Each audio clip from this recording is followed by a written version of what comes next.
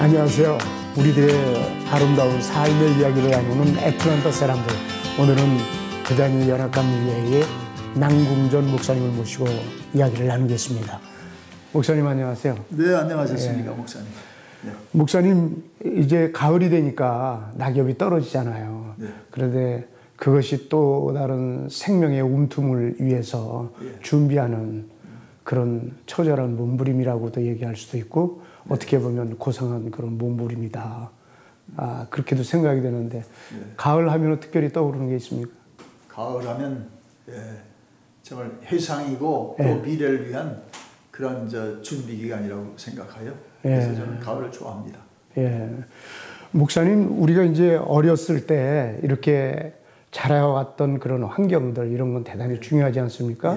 그런데 이제 신앙을 보통 당대에 시작한 사람들이 있고, 그러니까 나로부터 시작된 사람들이 있고, 어떤 분들은 부모님으로부터 이제 어머님이든지 아버님으로든지 해서 시작되는 경우가 있잖아요. 근데 목사님은 신앙에 그 영향을 받은 분이 누구십니까? 얘기해. 저희 집은 믿는 가정이었습니다. 아버지는 장로님이었고 어머니는 권사님, 그리고 또 형님들이 다 또 열심히 신앙생활을 했습니다. 저는 5형제와 또 한 마지막 그 시스터가 있는데 제가 네 번째입니다. 그러면 네 번째로서 이제 신앙생활을 하는데 신앙생활 이렇게 하면서 어린 시절에 특별히 지금도 생생하게 기억되는 이게 가장 그런 어떤 사건이라고 할까요? 체험되어진 그런 것이 있나요? 그러니까 기독교 가정에서 태어나서 그냥 교회를 열심히 그냥 이렇게 다니고 그것이 문화였습니다. 그러다가 제가 고3 때 이렇게 갑자기 허리 디스크 그런 증상이 나타나면서 그러면서 하나님 앞에 기도하게 됐고 한 몇 개월 동안 전전긍긍 병원을 하다가 정말 마지막 수단으로 기도하는 가운데 제가 예수님을 뜨겁게 체험하고 그리고 거기서 제가 헌신을 했습니다. 제 삶을 주님께 다 드리겠습니다 하는 그런 지난 경험이 고3 때 있었습니다. 그러면 주님께 내 인생을 다 드리겠습니다 할 때 목사가 되겠다고 하는 그런 거였나요? 네, 그렇죠. 근데 그 전에 이제 우리 어머니가 우리 형제 중에 한 사람을 꼭 목사를 찍어서 기도하고 있었는데 그 전에 제가 이제 알게 됐죠. 어머니가 네가 여러 형제 중에 목사가 되겠다. 어머니가 그렇게 밝히시는 거에서 그때는 제가 은혜가 없어가지고 아주 제가 펄쩍 뛰면서 어머니 저 그렇게 기도하지 마세요. 저는 또 저도 계획이 있으니까 왜 형님들도 있는데 왜 접니까? 하고 이렇게 그렇게 한 적도 있었어요. 그러나 제가 그때 그 디스크 때문에 이제 하나님 앞에 갔을 때 디스크로 인해 이제 여러 개월 이제 학교도 못 가는 가운데 심각해지면서 제 병이 나오면 하나님께 제 삶을 다 드리겠습니다. 그런 결단을 하게 됐죠. 그래서 그 수술 받지 않고. 네네. 그래서 하나님의 그 말씀도 받고 그다음에 이제 몸은 그날 거의 다 낫고 그다음에 완전히 낫습니다. 지금까지 후유증 없이 그것이 하나님의 은혜였고 제 소명을 갖게 되는 그런 동기가 됐다고 하겠습니다. 그 목사님 되신 분들은 대부분이 보면 그런 어떤 체험적인 것들이 있더라고요. 그런데 그 목사님께서 그러면 바로 신학을 하셨나요? 그렇지 않으면은 일반 대학에 가셨나요? 저는 뭐 공부는 1등은 못해도 공부는 그냥 늘 우수반에 있었고 공부를 좋아하는 사람이었어요. 그래가지고 그렇게 헌신하고도 생각하는 가운데 일반 대학을 먼저 가서 좀 세상을 알고 세상 학문도 하다가 내가 하나님 때에 목사는 반드시 할 것인데 먼저 공부를 좀 충분히 하자 하는 생각으로 일반 대학 철학과를 갔습니다. 철학과요. 그 뭐 신학하는데 철학이라고 하는 거는 이렇게 연관이 된다고 많이들 그렇게 얘기하잖아요. 뭐 심리학이라든가 이런 건 연관이 된다고 그런 학문이라고 이렇게 얘기를 하는데 목사님은 이제 철학을 공부하시게 됐잖아요. 근데 철학을 이렇게 공부하시면서 어떤 분들은 또 그러더라고요. 철학을 하면 신학은 이거 잘 안 되고 뭐 신앙도 뭐 안 되고 그런다고 하는데 전 또 그렇게는 생각이 안 돼요. 그것도 철학도 인간의 그런 어떤 이성이라든가 이런 걸 통해서 하나님을 찾아가는 그런 과정들 그런 것도 있잖아요. 그런 긍정적인 것을 선회하면 또 그럴 수도 있다고 보는데 목사님 그러면 철학을 하시면서 나중에 이렇게 지금 현재 이제 계자로서 하시지 않습니까? 네. 그 사역을 감당하시는데 이게 내게 철학이 보탬이 됐다. 긍정적인 그런 것 느끼신 건 있으신가요? 예, 제가 또 간 대학이 기독교 대학이었습니다. 숭실대학이었는데 우리 장로님들 또 우리 교수들이 대다수 그 신자들이었고, 그다음에 이제 최근에 제가 생각해 보는 건 철학은 이제 소크라테스에게서 너 자신을 알라. 인간의 지식은 거기서 끝납니다. 그러나 신앙은 그 이후를 말해 주는데 하나님이 원하는 사람이 되라. 너 become yourself in Christ. 그래서 철학은 그저 제가 신학을 한 도입으로 충분했고 또 유익했습니다. 그리고 그 이상의 것을 제가 신앙 가운데서 또 예수님 만나면서 또 깨닫게 됐고 그걸 전하려고 하죠. 인간의 한계점을 뛰어넘는 고기만 간다면 철학이라고 하는 건 그걸 더 강화시켜 줄 수도 있겠네요. 그렇죠. 사고하는 방법을 배우게 하고 또 이제 지적 추구에 대해서는 또 철학만큼 또 좋은 학문이 없다고 생각합니다. 그래서 한때는 철학과 교수가 되려고 한 생각도 했었어요. 소명을 갖고도. 그런데 하나님께서 방향을 결국 목사로만 되도록 그렇게 여시고 또 이끌어 주셨습니다. 어머님의 기도가 또 거기에서 많이 작용하셨겠죠. 그러면 이제 철학과를 이렇게 공부를 하셨잖아요. 그러면은 처음부터 뭐 신학을 한 게 아니니까 평신도 또 생활을 하셨을 거 아니에요. 그럼 평신도 생활하셨을 때는 뭐 어떤 사역들을 하셨어요? 그러니까 제가 이제 고3 때 그렇게 지난 신생의 경험을 갖고 이제 교회 생활 열심히 했죠. 대학부 열심히 하고 교사로 주일학교 열심히 하고 성가대 봉사하고 하여튼 열심히 했습니다 그때. 그리고 또 형님들이 하여튼 교회 생활에 아주 충실한 분들이었기 때문에 또 아버지가 장로님, 어머니가 권사님이기 때문에 아주 그 이후로는 제가 고3 때 예수님을 저 영적으로 체험하고 아주 더 진지하게 했고, 그 당시에 제가 성가대에 있으면서도 저희 그때 담임 목사님의 설교를 늘 매일 노트를 했어요.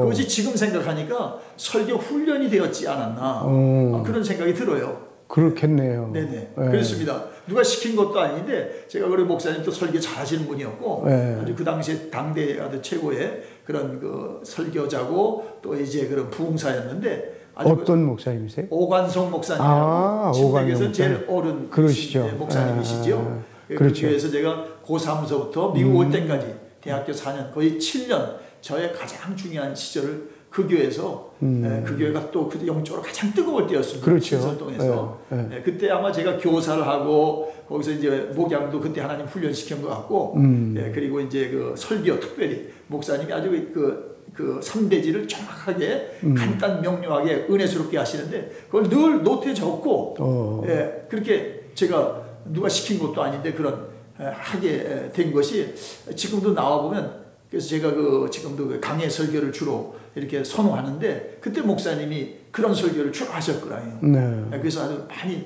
나중에 보니까 참 내가 좋은 교회를 이렇게 다녔구나. 그것도 하나님의 인도신데 그렇게 지금도 생각이 됩니다. 그게 이제 청년에서 대학을 공부를 하고 하면 이제 성인으로 들어가잖아요. 그런데 그냥 저도 뭐 청년 때는 이제 평신도 뭐 교사, 성가대 이런 걸 했지만 그러나 일반 대학을 하면서 그러면서 평신도 생활을 하고 하면 목회에는 굉장히 도움이 될 것 같아요. 제가 볼 때는. 그래서 평신도의 입장들을 충분히 이해할 수 있고 그래서 목회하는 데 굉장히 은혜가 될 거다.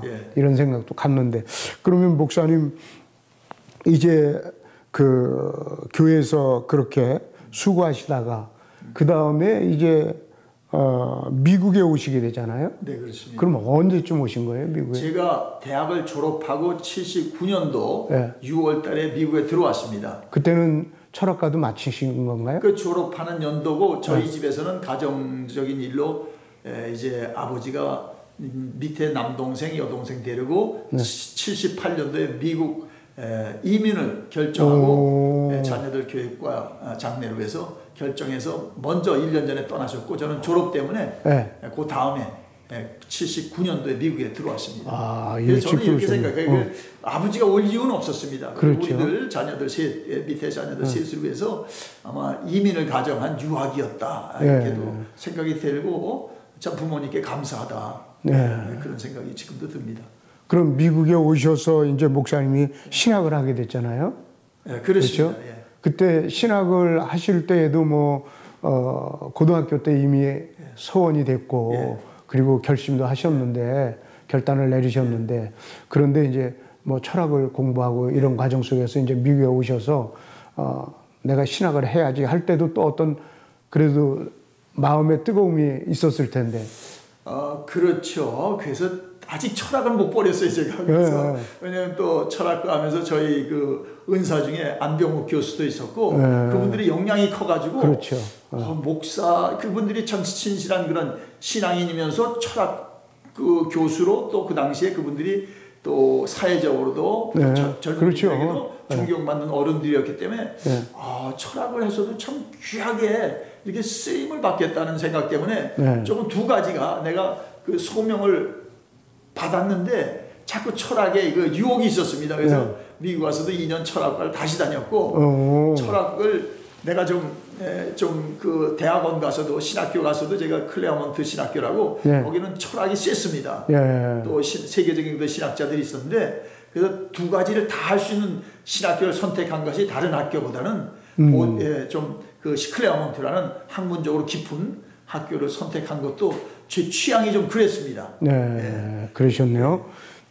그러면 클레어몬트에서 이제 공부를 하시고 그 다음에 이제 목회 길에 들어선 거 아니에요.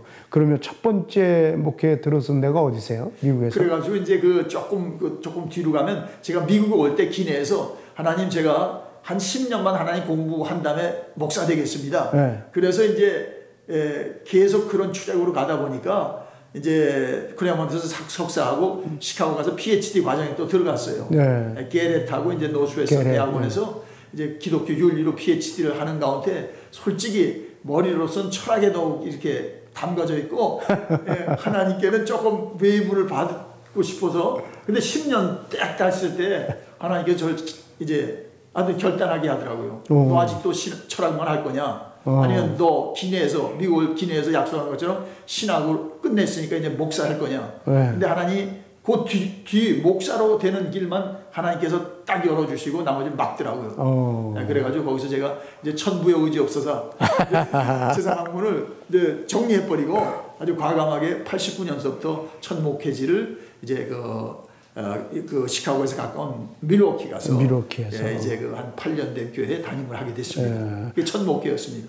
첫 목회 하셨을 때 그 뭐 마음에 느꼈던 것들 뭐 있으신가요? 그때는 아직도 철학이 남아 있어가지고 이제 학구적으로 했죠. 그러다가 제가 91년도에 성령 세미나라고 그 디트로이트 연합감리교에서 윤영복 목사님이 담임하신 그때 아주 그 교회가 뜨거웠습니다.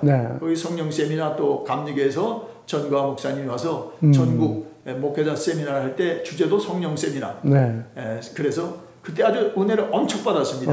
그래서 제가 오리지널 저의 그 신앙에 본적으로 돌아가서 그때 오면서 하여튼 8시간을 운전하는데 성령이 충만해가지고 이제 하나님 제가 이런 학구적인 목회 안 하고 성령 목회하겠습니다. 회개하고 돌아와서 그 91년서부터 그 교회에 있는 동안 아주 뜨거운 목회 제 신앙의 원래 그 자라난 그런 그 영적인 그 노선으로 다시 백업하는 그런 기회가 있었습니다. 리바이브를 하셨네요. 리바이브를 했죠. 머리로 하던 목회를 이제 가슴으로 하게 됐고 그러면서 교회가 이제 미자립 교회가 자립을 하게 됐고 또 교회 또 이렇게 구입할 수 있는 이 지경까지 그렇게 하나님께서 복을 주셨죠. 그럼 미러키에서 그 다음에 아틀란타로 직접 오신 건가요? 그렇지 않으면 다른 데 거쳐서? 거기서 3년 반 목회를 하고 건축 문제가 하나님의 뜻은 건축인데 또 교인들이 그런 뜻이 없더라고요. 그래서 조금 갈등이 있다가 그 다음에 이제 뉴저지에 제가 존경하는 장동찬 목사님이 저희 교회 부흥에 오셨을 때 한번 언지를 우리 교회 부교육자 찾는데 와서 같이 목회하자는 그런 적이 있었습니다. 근데 교회가 어려워지니까 제가 미러키 교회에서 하나님이 그 길로 이제 길을 내셔서 이제 미러키 교회 3년 반을 끝내고 93년도에 그 베다니 한인연합감리교회 풀타임 1호 부교육자로 이제 가게 됐습니다. 근데 이제 대부분이 보면 부교육자로 가면 담임 목사님이 어떤 경우에는 그렇지도 않은 경우도 있지만 멘토처럼 그분으로부터 굉장히 많은 영향을 받는 경우가 많거든요. 목사님도 그 장동찬 목사님 통해서 그러셨나요? 제가 이제 신앙의 노선이 같아서 저도 거기를 선택했고 또 목사님 교회가 그때 아주 이렇게 1000명으로 아주 이렇게 치닫고 아주 뜨거울 때였었습니다. 선교교육관을 짓고 4만 450만 불짜리 그런 가운데 제가 갈 때 2가지 결심이 있었습니다. 가서 목사님 목회를 철저히 배우자. 그리고 내가 그 교회 떠날 때 하나님 떠나게 할 땐 나도 그 교회의 블레싱을 하나님한테 정말 이제 받고 떠나자 해서 하여튼 장 목사님은 이제 자기 목회만 충실하는 분입니다. 근데 제가 하여튼 배우고자 하니까 정말 4년 동안 첫 목회지의 상처도 다 치유받고 아주 엄청난 은혜를 받고 정말 4년째 이렇게 개척을 나갈 수 있는 준비가 될 수 있었던 건 정말 특별한 교회 제가 이렇게 순종하고 갔기 때문이었다 싶습니다. 그때도 어머님은 여전히 계셨고요. 그렇지. 어머니가 그때 우리 배단위 교회도 오셨고 어머니가 그때도 계속 기도하시고 생존에 계셨고 계속 저의 목회 정말 1호 중보 기도 자지요.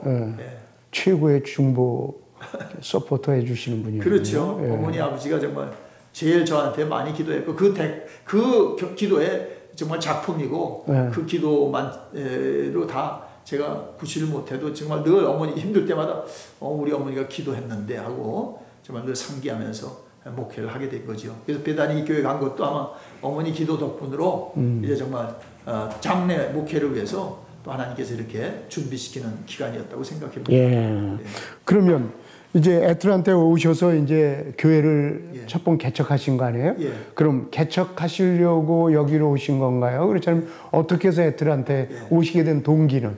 제가 그래서 이제 배단위 교회에서 한 3년 되니까 하나님께 계속 기도를 했죠. 제 목회지는 어디입니까? 그랬더니 3년째 이런 마음에 개척에 대한 하나님께서 소원을 주시고 기도하는 가운데 이제 1년 동안 준비하고 4년을 채우고 이제 좀 기도하는 가운데 애틀랜타도 이제 제가 그때 그 휴가 때 왔는데 하나님께서 그 애틀랜타에 대한 그 마음을 주셨어요. 그래서 말씀도 받았고 이사야서 9장 1절에서부터 6절 말씀도 주셨고 그래서 다른 지역보다도 아틀란타에서 개척을 하는 것이 하나님의 뜻이구나 하는 그런 확신도 받았고 그래서 이제 뉴저지 장동찬 목사님 담임 목사님에게 또 미리 그것도 말씀드렸고 3년째 한 1년 더 있다가 목사님하고 기도하는 중에 4년 차에 아주 그 교회 기도 지원을 받고 또 물질적으로도 또 하여튼 참 과분하게 지원을 받고 개척을 97년도 7월 달에 아틀란타에 내려와서 8월 셋째 주에 개척 예배를 드렸습니다. 그러면 미연합감리교회잖아요? 소속이? 그러면 교단이 그런데 미연합감리교회의 장점 뭐 혹시 이런 거 느끼신 거 있으세요?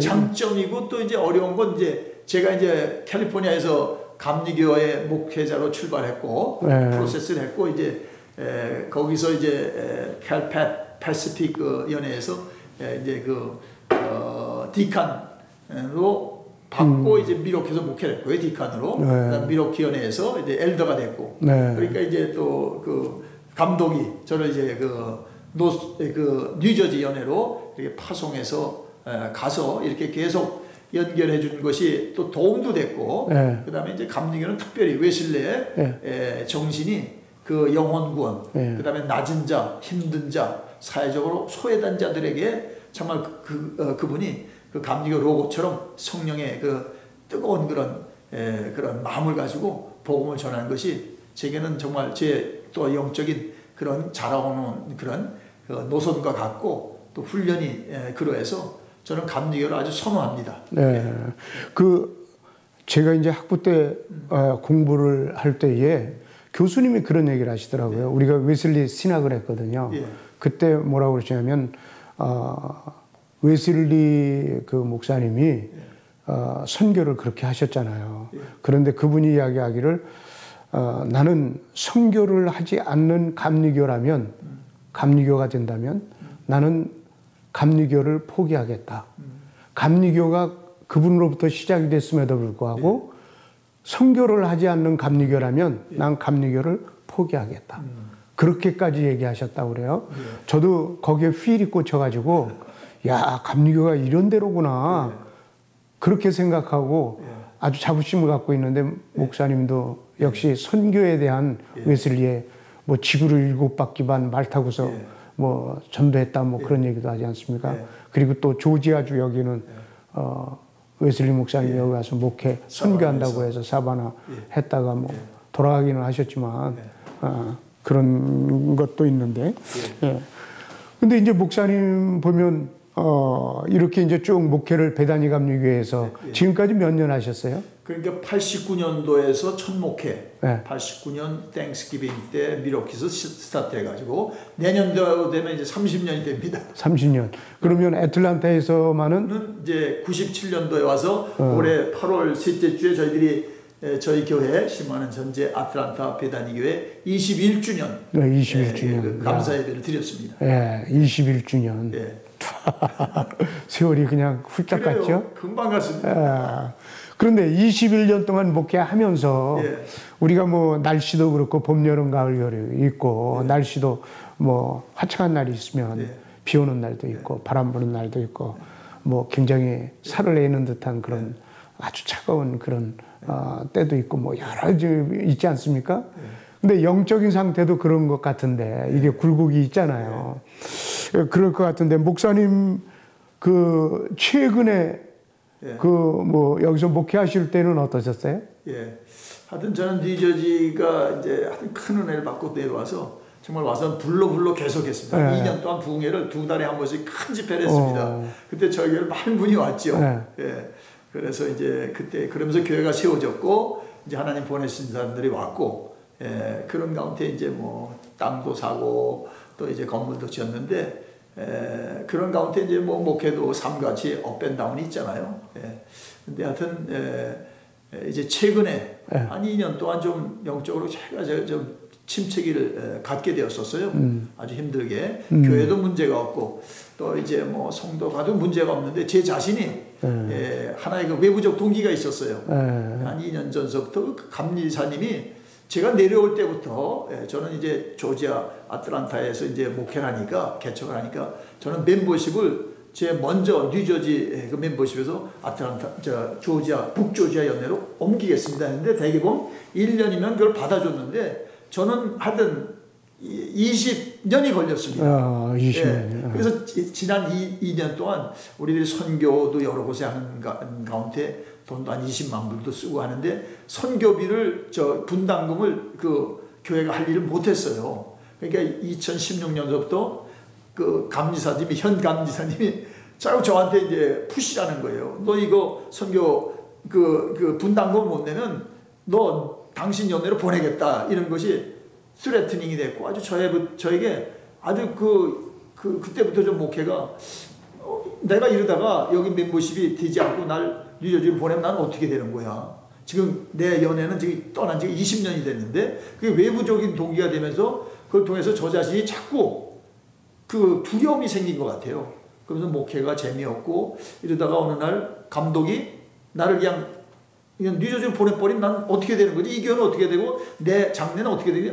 아주 두려움이 있어가지고 그것이 자꾸 저를 무너지게 했던 것 같아요. 그래서 영적 침체기를 혼자 아주 심하게 겪었습니다. 한 2년 동안. 저 지금 시간이요.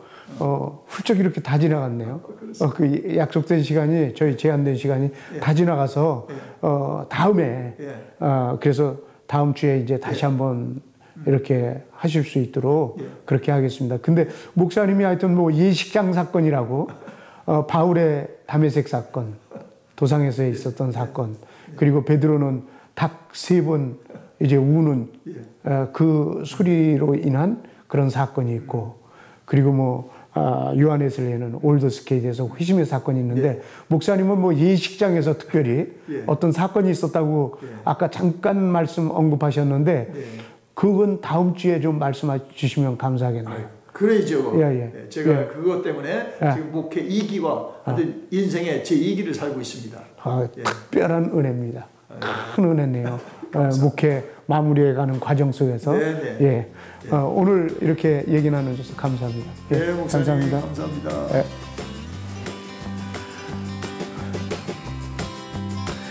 애틀랜타 CBS를 사랑하시는 시청자 여러분, 오늘은 베다니 감리교회의 남궁전 목사님을 모시고 예식장에서 이제 그가 회심의 사건이 있다고 하는데요. 그래서 그 부분에 대해서 먼저 전예로 우리가 그 비포에 대한 이야기를 나누었습니다. 여러분들 다음 주 이 시간에 또 뵙기로 하겠습니다. 감사합니다.